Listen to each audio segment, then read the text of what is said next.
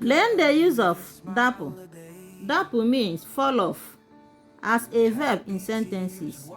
We are going to use this verb dapu to make sentences now. Igbo, English. The first sentence is ego ekwela ka ọ dapụ. Ego ekwela ka ọ dapụ, meaning ego, don't let it fall off. Lee ji ndị a niile, ekwela ka ha dapụ n'ụzọ. Lee ji ndị a niile, ekwela ka ha dapụ n'ụzọ, meaning look at all these yams, don't let them fall off on the road.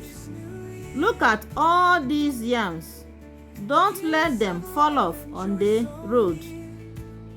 Hapụ osisi ndị a kpọrọ nkụ ka ha dapụ.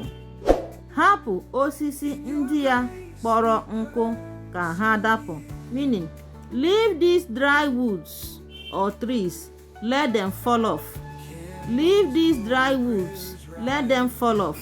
Remember, our verb here is dapu, meaning fall off. That is why we underline them both in English and in Igbo. If you are following our page, you will see that we use the same color marker always to identify same words both in Igbo and in English for easy understanding. Share our videos. Follow for more. Bye.